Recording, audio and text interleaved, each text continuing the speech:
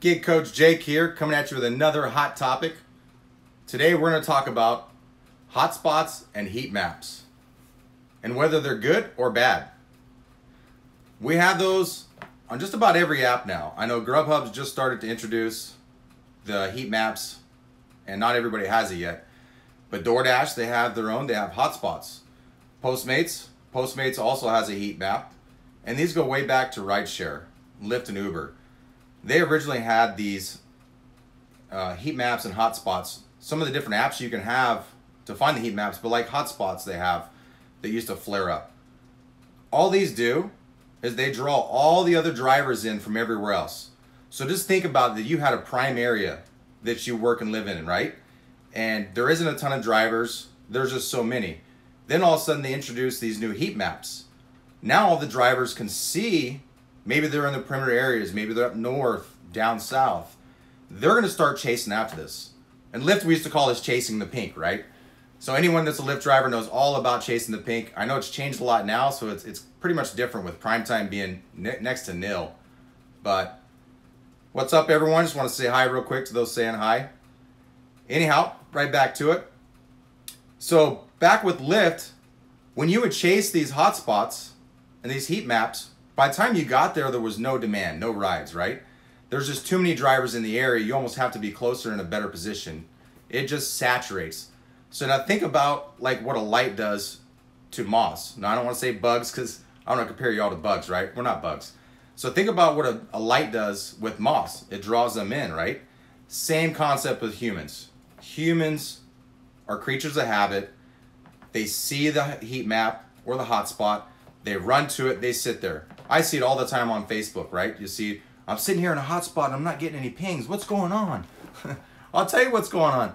You're sitting there with about 10 or 12 other drivers and now it's all chance, right? Now your probability of getting a ping has greatly decreased. You have to do the opposite of what everyone else is doing. So what I used to do on Lyft, when they had these heat maps that would pop up, I would go the opposite. I'd be paying attention to see what all the other drivers do. As soon as it lights up, I would run over there. I won't get into too much detail and give too many examples because I share that for my clients in my group. But there are tricks to when that does happen. So look for patterns for these spots that do have heat maps and hotspots. I know with DoorDash, for example, the hotspots are terrible. You go sit in that hotspot, everybody else is there. There's so many drivers out. Another example, when they have the promos with the extra $1 per delivery, and they don't do it in every region, right? So say there's a certain region spot that's not too far from you or other people, they're all gonna go and rush over to that spot where there's the extra $1, for example, right? The heck, $1 on DoorDash, you're not making much because they're gonna steal that dollar right back in the delivery pay. Anyhow, what I would do in that situation is I would go work the areas that are no extra $1 per delivery pay and stay busy, super busy, because all the other drivers, they're gonna head over to where that spot is paying extra. Now you have a bunch of areas that are all paying extra, you're good. Say that everywhere, all the surrounding areas are all extra $1, $2. Say that one is actually $2 or $3 extra and everywhere else is $1. Guess what? The majority of the people that are close enough are gonna chase that $3 instead of the $1. So be smart, do the opposite, right? Definitely, Joe, great. Know your region roads, restaurants, entertainment, events. Think about patterns of things that are going on, right? Like college football Sunday. Now that kind of does pull some people out, right? It's not going to be as busy because a lot of people are going to go to the bars and they're going to drink, for example. Now, Super Bowl Sunday might be a different story. A lot of parties, there might be some food delivery. Not so sure. I've done mostly rideshare on those big event days for the last almost 3 years. So those make a big difference, right? Now, Postmates is another one. Postmates, you see a lot of times, it'll light up, you'll be sitting in the blood red. Nothing. I'm sitting here and I'm getting nothing. I hear it. I actually will laugh to myself because I know why. And it goes back to my experience with Lyft and rideshare and what these hotspots and heat maps actually do. In a sense, they are a good thing that they do kind of give you an idea of where it is more active. But if you're not close by when that thing lights up, you don't have a chance, right? Everybody else is racing there. If you are close enough, you have a chance, but I'd probably get out of that area after that. There's going to be a lot of drivers. Unfortunately, you can't really see how many drivers there are like I can with Uber and Lyft. There's some tricks on there where I can see how many drivers are in the area. It lets me know that this is a bad area, I need to go elsewhere. So again, heat maps and hotspots, They can be good in the sense that they give us an idea of where to work that's better, but it's telling everybody else, right? So now just think, everybody else is thinking the same thing. They're all going to go rush in that area. Too many people decreases the probability of you getting a ping and staying busy. Not to mention, like on Grubhub, for example, if you're a cherry picker and you're filtering through requests and you have those premier drivers that you reject enough and they're going to take those small offers and eventually you're going to get a good one pretty quick, right? Well, now the heat map's introduced. Now you have everybody and their brother and their mother and their aunt and the uncle coming over to that area that you call it your honey hole, right? That you've been working for a while. Now guess what? You have other cherry pickers there. You have more premier drivers. Again, your probability decreases a great deal. So hotspots, heat maps, very bad thing. All they're doing is bringing everybody else into the area. They're letting all the clueless new people know where the good spots are before they've done their work and homework right. A lot of us have put in enough work and time to figure that stuff out. We've lost money, we've tested, we tried. We've had maybe some friends or relatives give us some information. These YouTube videos are great. They've helped a lot of people do better out there because there isn't much information for us when we get started with this, right? There's very little information. There's a lot of bad information out there because you have everybody on Facebook that thinks they know what they're talking about without actually trying it. Most things, in fact, everything that I'm telling people or advise, I've not only tried and tested it myself, I've tried and tested it a bunch, as well as other people too. So I try not to put people in a situation where they're going to be at risk of losing their livelihood and get deactivated. Again, that's always a risk with these apps and with these companies, which is another reason why you should never put all your eggs in one basket, right? Sign up for other delivery apps. Do a little bit here and there with those. When it's slow, do a little DoorDash, a little Postmates, Uber Eats. Maybe you're doing some rideshare.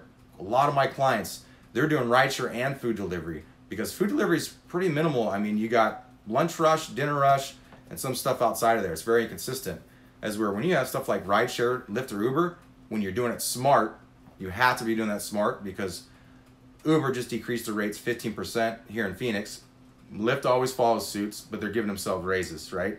They've decreased the prime time, they've decreased the surges. But anyway, gotta work smarter when you're out there, right? A lot of times you're gonna have to do the opposite of what everyone else does. Sometimes it's like the herd of sheep, right? And I'm not calling everyone sheep, but it's just like people are all herded. And these companies are great at doing that. They use a lot of psychology, a lot of our own data against ourselves, right? They know human behavior, so then they're able to manipulate us. For example, Grubhub, their tiered system. It manipulates drivers thinking, okay, if I'm Premier, I can get catering, I can get all these other things, and I should get bigger offers. It does. It's not fair. It's not a fair system. They end up taking a lot more of the crappy offers, getting pissed off and posted on Facebook. No wonder why they hate us cherry pickers. You guys should be mad at Grubhub and the system, not the cherry pickers, not those that actually work smarter instead of harder. So a combination of working smart and hard is very key in this business. Let's say hi real quick. What's up, Gig, Allie? Let's see. For me, it's D, all above except Uber platform. You know what, man? Uber, good and bad. Uber's actually, I'll tell you what I like about Uber, and I'll give them respect. They're upfront about everything. If they're about to bend you over and screw you, they're going to give you a heads up and let you know. Lyft, they're going to sugarcoat it, and oh, we're doing this and that. Uber usually doesn't give a crap, right? They're basically tell you, bend over, do you want lube or do you not want lube? You're about to get it in the rear. So at least they're straightforward about who they are and what they are, right? Lyft, I'm not a big fan of Lyft because they hide behind who they really are. They're basically Uber 2.0. And a lot of these gig companies, these food delivery apps, they're no different. DoorDash, I would say, is the equivalent of Uber on the food delivery side. Very deceptive.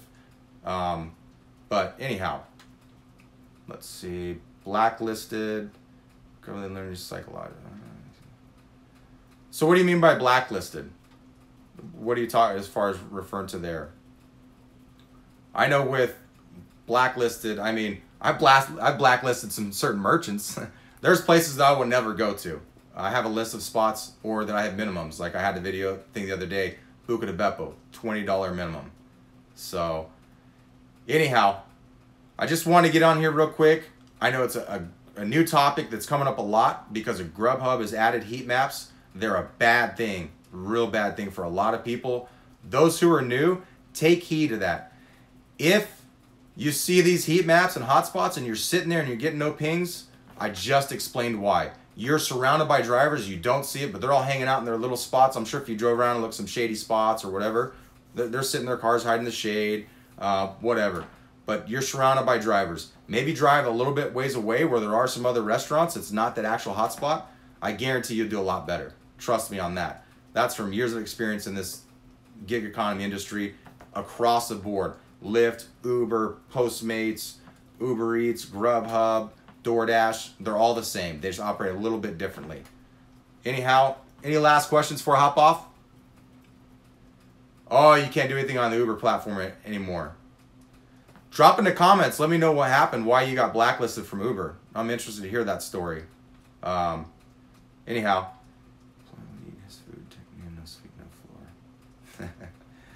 All right, you guys are funny, man. I love it. If you want to chat with me more, inside information down below, there's a link to my Facebook group for all the gig coach, for my Team Ping group. Jump in there, send a friend or send a request to be added. We're always talking about different stuff. We can chat more in there. I have a Twitter account, Instagram. Also, if you want to learn more about me, how I got into this business, my background, check me out on gigcoachjake.com. Everyone have a great day, be safe out there, and make that money.